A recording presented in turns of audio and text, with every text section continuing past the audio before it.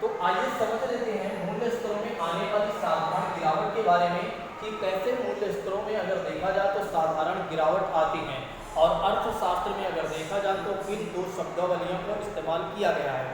जैसे कि बात करती हैं, जिस तरह से आपने देखा है कि वस्तुओं और सेवाओं के मूल्य बढ़ते बढ़ते हैं और उसी तरह से आपने ये भी देखा होगा कि वस्तुओं और सेवाओं के कहीं ना कहीं दाम घटते हुए हैं।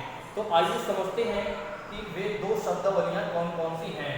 जैसे कि बात करते हैं, सबसे पहली शब्दावली है अस्थिति की बात करते हैं और जिसे अंग्रेजी में कहा जाता है डिसइंफ्लेशन कहा जाता है। तो दोस्तों एक बात जरूर ध्यान रखिएगा कि अगर आपको अर्थशास्त्र अच्छे से समझना है या अर्थव्यवस्था अच्छे से समझना है, कहने का मतलब है इकोनॉमी अगर आपको अच्छे से समझना है और आपको इकोनॉमी आनी चाहिए तो उसके लिए आपको अंग्रेजी और हिंदी थोड़ा से समझना पड़ेगा, यानी कि कुछ चीज़ों के अंग्रेजी भी आपको याद रखना पड़ेगा। जैसे कि बात करते हैं डिसइंफ्लेशन की बात करते हैं। डिसइंफ्लेशन से आप तुरंत समझ जाएंगे कि इसका मतलब ये है कि कहीं ना कहीं क्या है कि वस्तु और सेवाओं के दाम कहीं ना कहीं कम हुए हैं।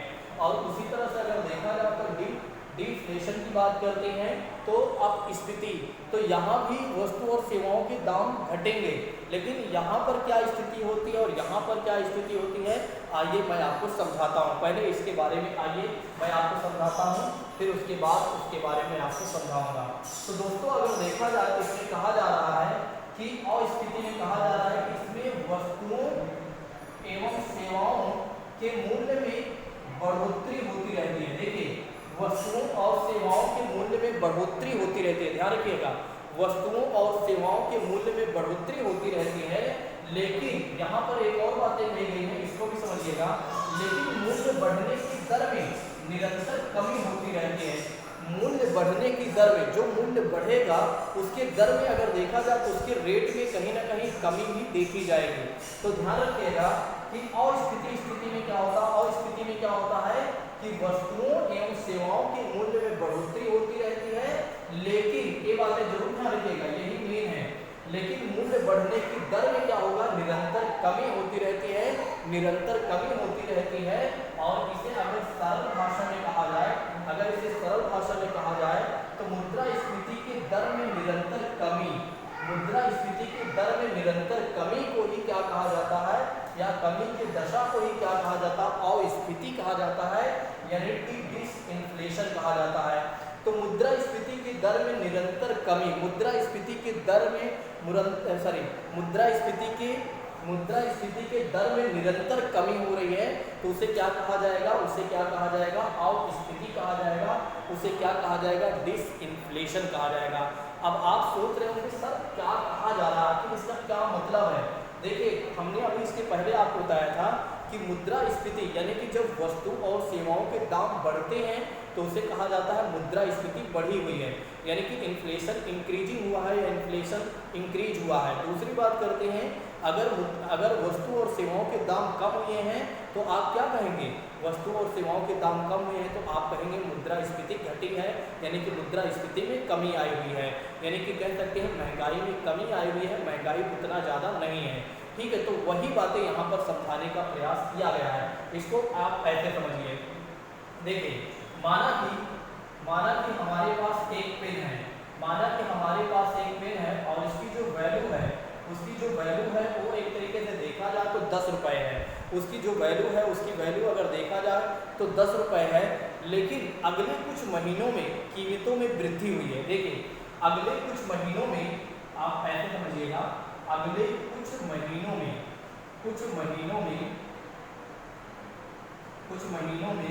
कीमतों में वृद्धि हुई है। क्या हुई है, अगले कुछ महीनों में अगर देखा जाए, अगले कुछ महीनों में देखा जाए तो क्या हुई है, कीमतों में वृद्धि हुई है। जैसे कि 15, 18, 20, 21, क्या कहेंगे, मैं लिख देता हूँ, जैसे 15, 18, 20, 21। समझिएगा इस कहानी को, अच्छे से समझिएगा इस कहानी को, बेहतर तरीके से समझिएगा। अगर इसको आपने इसको यदि आपने समझ लिया तो ये मान के चलिए आपके प्रश्न गलत नहीं होंगे और इकोनॉमी आपकी बिल्कुल आसान हो जाएगी। ठीक है, इसको समझिएगा। देखिए, कहा जा रहा है कि माना कि एक पेन हमारे पास है और जिसका रेट है 10 रुपये, लेकिन अगले कुछ महीनों में अगर देखा जाए तो कीमतों में वृद्धि हुई है, कीमतों में वृद्धि हुई है। जैसे कि बात करते हैं 15 रुपये, 18 रुपये, 20 रुपये, 21 रुपये। देखिए, पहले अगर महीने में हम अगर 3 महीने का डेटा ले लेते हैं, ठीक है, 3 से 4 महीने का हम डेटा ले लेते हैं। मान लीजिए पहले महीने में अगर देखा जाए तो पेन का जो वैल्यू थी वो 10 रुपये थी, उसको रहने देते हैं, ठीक है। अब देखिए मान लीजिए यहाँ से आप समझते हैं, मान लीजिए अगले महीने में जो पेन की जो वैल्यू है वो अगर देखा जाए तो 3 रुपये की वृद्धि हुई है। कितने रुपए की वृद्धि हुई है? 3 रुपये। फिर उसके अगले महीने अगर हम चले जाते हैं तो अगले महीने में अगर देखा जाए तो पेन की जो वैल्यू है उसमें 2 रुपये की वृद्धि हुई। कितने रुपए की वृद्धि हुई है? 2 रुपये की वृद्धि हुई है। फिर उसके अगले महीने में अगर देखा जाए तो केवल 1 रुपये की वृद्धि हुई है। अब आप समझ गए होंगे थोड़ी सी मेरी बातें, आखिर मैं क्या कहना चाह रहा हूँ।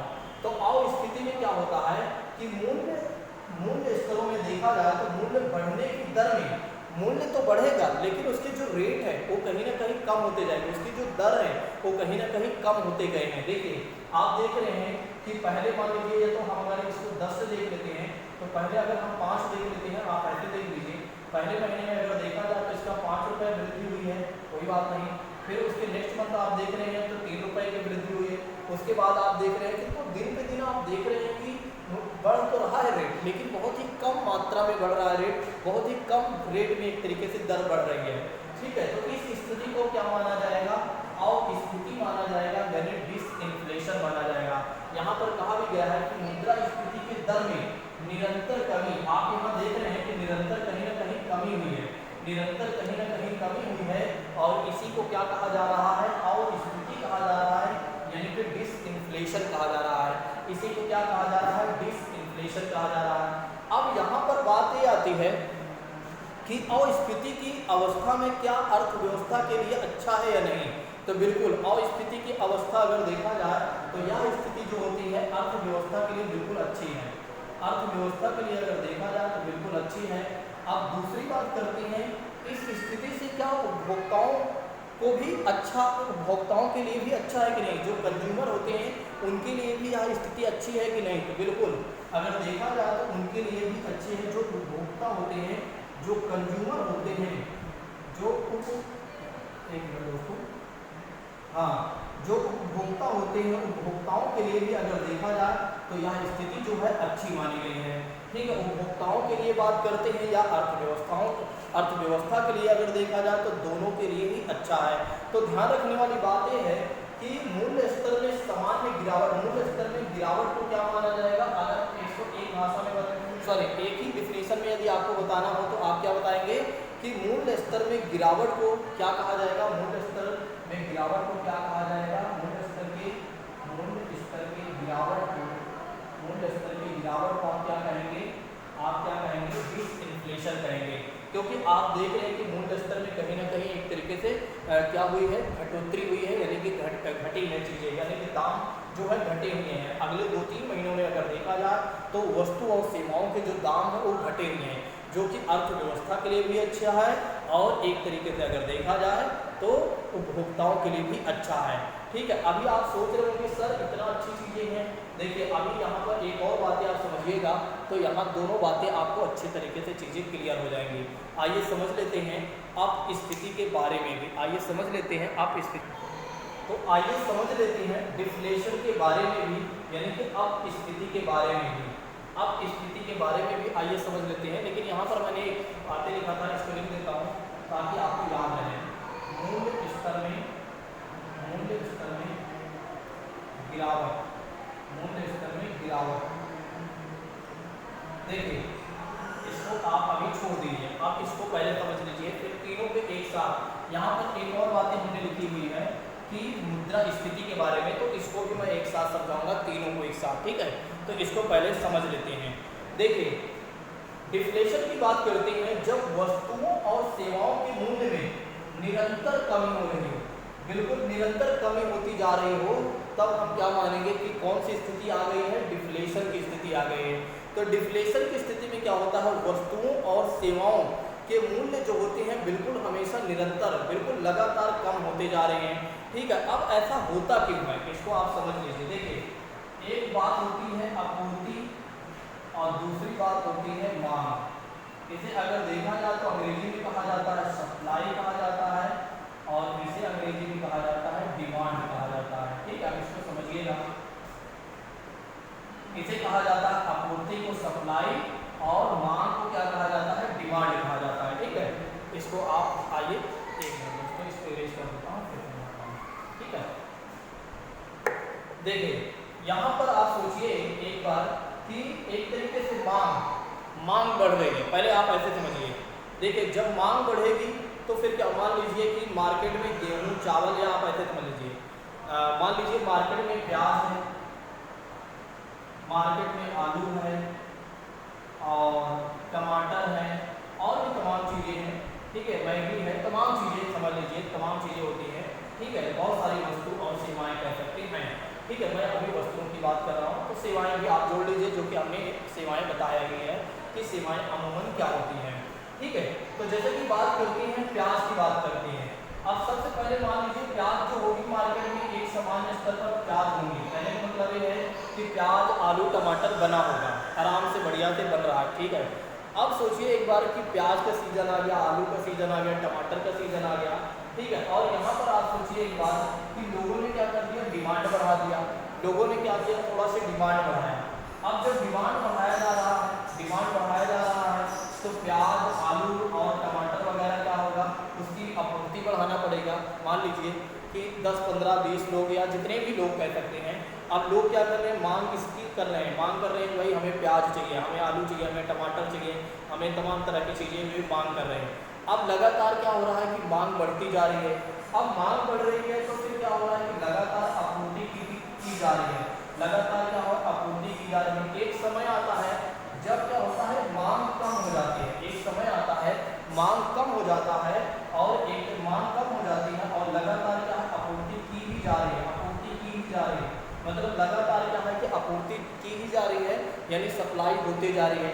अब जितनी मांग जितनी थी उससे ज़्यादा आपूर्ति कर दी गई। कहने का मतलब ये है कि लोगों को चाहिए होता, सभी को चाहिए था एक तरीके से 5-5 किलो आलू चाहिए था या टमाटर चाहिए था। अब क्या हो गया कि 10-10 किलो मार्केट में चीज़ें आ गई, 15-15 किलो चीज़ें आ गई मार्केट में। अब लोगों को में क्या हो गया कि लोग क्या कर दिए, मांग कम कर दिया, अब खरीदना कम कर दिया। सोचिए एक बार, जब आलू की कीमत अभी तक मान लीजिए 10 रुपये था और टमाटर 12 रुपये 15 रुपये, सॉरी प्याज की कीमत 10 रुपये, यहाँ 12, यहाँ 15। अब क्या हो रहा है, यहाँ सप्लाई बढ़ गई है, यहाँ डिमांड कम हो गया। तो जो दुकानदार होगा वो क्या करेगा, जो दुकानदार होंगे वे क्या करेंगे, वे क्या करेंगे, प्याज को सस्ता बेचेंगे, प्याज को सस्ता बेचेंगे, टमाटर को सस्ता बेचेंगे। ठीक है, प्याज और टमाटर को सस्ता बेचेंगे। वे कहेंगे कि भाई एक तरीके से लोग ले ही नहीं रहे हैं, डिमांड ही नहीं कर रहे हैं, तो हम क्या कर देते हैं, सस्ता कर देते हैं। अब क्या हो रहा है कि जो वस्तुएं हैं और सेवाएं हैं उसके दाम लगातार घटते जा रहे हैं, क्योंकि डिमांड उतना ज़्यादा है नहीं, उतना ज़्यादा डिमांड है नहीं और एक तरीके से सप्लाई ज़्यादा हो गई है। जब सप्लाई ज़्यादा हो गई तो लोग जो दुकानदार होंगे वे क्या करेंगे, सामान को सस्ता करेंगे। अब सामान ज़्यादा सस्ता होते जा रहे हैं, तो ऐसी स्थिति को क्या माना जाएगा, ऐसी स्थिति को माना जाएगा डिफ्लेशन की स्थिति। लेकिन और स्थिति में क्या होता है, ये स्थिति नहीं आ पाती है, ये स्थिति नहीं आ पाती है अगर एक तरीके से बहुत ज़्यादा नीचे, एक तरीके से वस्तु और सेवाओं के दाम बहुत ज़्यादा, एक तरीके से वस्तु और सेवाओं के दाम एक तरीके बहुत ज़्यादा नीचे आ जाते हैं, तो फिर ये स्थिति उत्पन्न हो जाती है। अगर एक समान स्तर में अगर देखा जाए, एक समान स्तर में गिरावट है तो ये स्थिति मानी जाएगी, यानी डिफ्लेशन की स्थिति मानी जाएगी। जब वस्तु और सेवाओं के मूल्य में अगर देखा जाए तो निरंतर कमी होती है, तो उसे आप क्या मानेंगे, डिफ्लेशन की स्थिति मानी जाएगी। और अगर देखा जाए तो और डिफ्लेशन की स्थिति मानेंगे। और डिसइंफ्लेशन की स्थिति में क्या होगा कि मैंने आपको बताया है कि मूल्य स्तर में सामान्य एक गिरावट आप देख रहे हैं। ठीक है, जिसमें क्या हमने आपको बताया था कि एक तरीके से मुद्रास्फीति की दर में निरंतर कमी रहेगी, लेकिन एकदम ज़्यादा जीरो नहीं होगा। अगर जीरो की स्थिति में आता है, ठीक है, बिल्कुल एक तरीके से ज़्यादा से ज़्यादा जीरो की स्थिति में आ जाता है, तो यही स्थिति यहाँ बन जाएगी। अब इससे होता क्या है, देखिए इससे होता क्या है, अगर डिफ्लेशन की स्थिति हो जाती है तो इसकी वजह से क्या घाटे होंगे, क्या मुनाफे होंगे, या कह सकते हैं कि क्या स्थिति उत्पन्न होंगी। देखिए अगर एक तरीके से आप स्थिति में आ जाए, सोचिए एक बार, अगर आप एक बार सोचिए कि वस्तु और सेवाओं के दाम जो है बिल्कुल नीचे आ चुके हैं, अब एक तरीके से डिमांड बिल्कुल कम हो गई है, बिल्कुल एक मान के चलिए ना के बराबर डिमांड है बस, ठीक है। यहाँ तक कि टमाटर जो 12 रुपये में बिक रहे थे वो 3 रुपये 4 रुपये में टमाटर बिक रहे हैं। अब सोचिए कि टमाटर, आलू, प्याज, नूडल्स, तमाम तरह के जो चीज़ें हैं उन सभी के जो दाम हैं बिल्कुल कम हो चुके हैं, यानी कि डिफ्लेशन की स्थिति में आ गए हैं। अब इस स्थिति में क्या समस्याएं होंगी, क्या वजह होंगी, इसमें क्या देखिए अब सोचिए एक बार कि जब ऐसी स्थिति आएगी तो अब क्या होगा कि डिमांड कम हो गया। अब डिमांड चीज़ों की कम हो गया, अब यहाँ पर टमाटर ही नहीं बल्कि हम नूडल्स को देख लेते हैं, कपड़े को देख लेते हैं और तमाम चीज़ों को देख लेते हैं। अब क्या होगा कि यहाँ बेरोजगारी बढ़ेगी। क्या होगा दोस्तों, अब यहाँ पर क्या होगा, बेरोजगारी बढ़ेगी। यहाँ क्या होगा, बेरोजगारी बढ़ेगी। क्यों बेरोजगारी बढ़ेगी, क्योंकि आप सोचिए कि अब डिमांड कम हो गई तो सामान, वस्तु और सेवाओं का प्रोडक्शन जो होगा वो कहीं ना कहीं कम हो जाएगा। जब प्रोडक्शन यानी कि कम हो जाएगा तो फिर क्या होगा कि जो लोग कंपनी वगैरह में काम कर रहे होंगे, या कंपनी की बात करते हैं, या कहीं खेती में काम कर रहे होंगे, या कहीं और काम कर रहे होंगे, तो कंपनी वगैरह क्या करेंगे, छंटना प्रारंभ कर देंगे, लोगों को निकालना प्रारंभ कर देंगे। जब निकालना प्रारंभ कर देंगे तो लोग बेरोजगार होने लगेंगे, क्योंकि वस्तु और सेवाओं की मांग तो कम हो गई।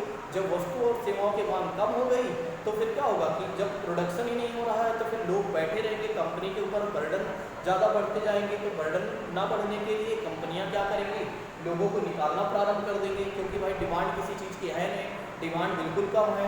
तो फिर क्या होगा, बेरोजगारी बढ़ेगी। अब बेरोजगारी के साथ साथ अगर देखा जाए तो फिर इसमें क्या होगा कि अर्थव्यवस्था में तरलता कम हो जाएगी।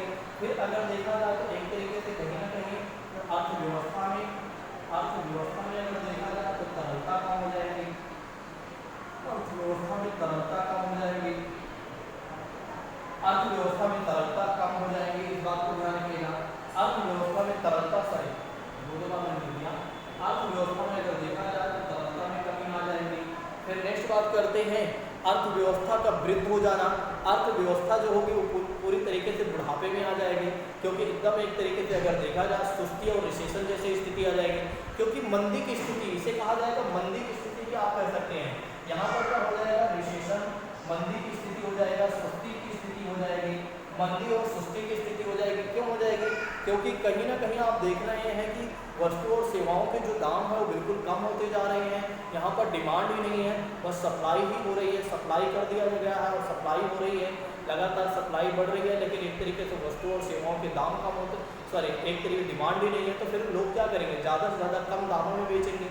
वे सोचेंगे जितने कम दाम हो सके उतने में ही क्या निकल जाए हमारा सामान तो ज़्यादा अच्छा होगा, ठीक है। फिर उसके बाद अगर देखा जाए तो अर्थव्यवस्था के लिए क्या अच्छी है या नहीं, तो अर्थव्यवस्था के लिए देखा जाए तो ऐसी स्थिति बुरी मानी जाएगी, सबसे बेकार स्थिति मानी जाएगी, अर्थव्यवस्था के लिए बुरी स्थिति मानी जाएगी। और अर्थव्यवस्था के स्वास्थ्य के लिए अच्छा नहीं होगा, अर्थव्यवस्था के स्वास्थ्य के लिए अच्छा नहीं होगा दोस्तों, स्वास्थ्य के लिए अच्छा नहीं होगा, अर्थव्यवस्था के हेल्थ के लिए अच्छा नहीं होगा। क्योंकि इसमें क्या है कि वस्तु और सेवाओं के मूल्य में कहीं ना कहीं निरंतर कमी होती जा रही है। मैंने आपसे बताया ना कि अगर वस्तु और सेवाओं के निरंतर दाम में कमी हो रही है तो फिर क्या होगा कि कहीं ना कहीं बेरोजगारी बढ़ेगी, कहीं ना कहीं अर्थव्यवस्था में तरलता कम होगी, अर्थव्यवस्था वृद्ध हो जाएगी और सुस्ती और रिसेशन जैसी स्थिति हो जाएगी, यानी मंदी वगैरह की स्थिति हो जाएगी।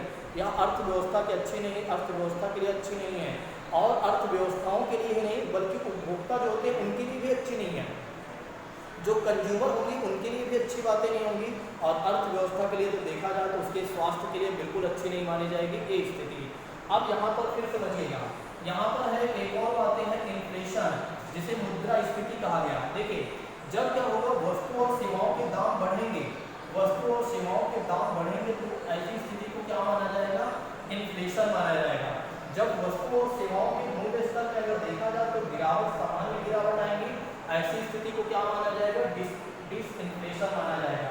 एक अगर देखा जाए तो अर्थव्यवस्था के लिए और उपभोक्ता दोनों के लिए अच्छी है, और एक अगर देखा जाए तो जब डिफ्लेशन होता है, डिफ्लेशन होता है, यानी कि कहने का मतलब ये है आप स्थिति जब आती है तो न तो अर्थव्यवस्था के लिए अच्छा है और ना ही अगर देखा जाए तो उपभोक्ताओं के लिए अच्छा है। यानी कि कहने का मतलब ये है कि ना तो अर्थव्यवस्था के लिए अच्छी बातें हैं और ना ही उपभोक्ताओं के लिए अच्छी बातें हैं, ठीक है। इस स्थिति में अगर देखा जाए तो कहीं ना कहीं देखिए इसमें क्या होता है कि अब यहाँ पर एक और बातें मैं आपको बताता हूँ। देखिए अब आप सोच रहे होंगे सर क्या मुद्रास्फीति अर्थव्यवस्था के लिए अच्छी है या नहीं, अच्छी है। अर्थव्यवस्था के लिए मुद्रास्फीति यानी इन्फ्लेशन अच्छी है, लेकिन एक समान स्तर तक महंगाई अच्छी लगती है। जैसे कि क्या होता है, एक हद तक मजाक अच्छा लगता है तो सबको बढ़िया लगता है, अगर मजाक बहुत ज़्यादा हो जाता है तो फिर क्या हो जाता है, लोग गुस्सा हो जाते हैं, रुष्ट हो जाते हैं, कहते हैं कि भाई इतना मजाक नहीं चलेगा। उसी तरह से मुद्रास्फीति जो होती है देश के लिए या अर्थव्यवस्था के लिए अच्छी मानी जाती है, लोगों के लिए भी अच्छी मानी जाएगी, क्योंकि जब महंगाई बढ़ेगी तो फिर क्या होगा, विकास भी होगा कहीं ना कहीं।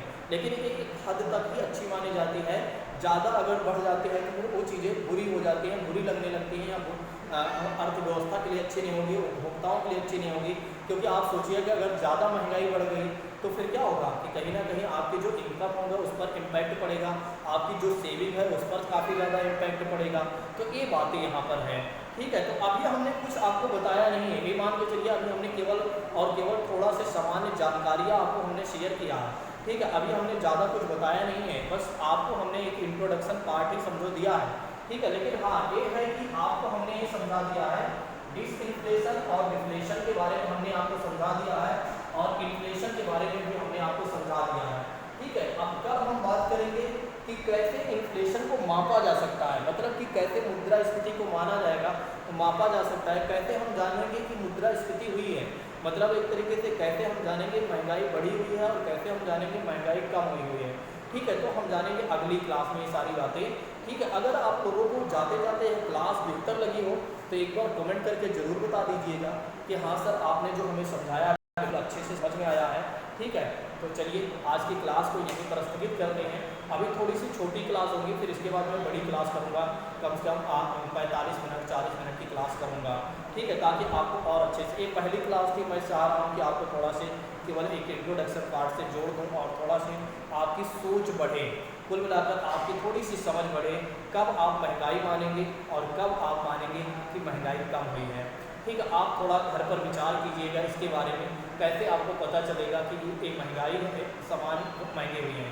एक बात मैंने आपसे पहले ही बोला है, केवल एक वस्तु के दाम बढ़ जाने को आप महंगाई नहीं कहेंगे, नहीं तो आप कोई एक वस्तु मान लीजिए प्याज का दाम बढ़ गया, घर पर आके चिल्लाने लगे अरे तो महंगाई हो गई मोदी सरकार ने, या किसी और सरकार में, किसी भी सरकार की बात करते हैं तो आप ये नहीं कहेंगे, या आप आलू के दाम बढ़ गए आप घर पे आके चिल्ला रहे हैं, ठीक है, लगातार आप घर वालों को परेशान कर रहे हैं, हमने अर्थशास्त्र पढ़ लिया, सॉरी हमने अर्थव्यवस्था इकोनॉमी पढ़ लिया है, महंगाई बढ़ गई है, आप लोग कुछ कर नहीं रहे हैं, मोदी जी को हटा देना चाहिए या इनको हटा देना चाहिए, ठीक है। ये मैं राजनीतिक विषय से थोड़ा सा दूर हूँ, बस एक केवल मजाक छुपाते हैं, ठीक है, इस बात को ध्यान रखिएगा।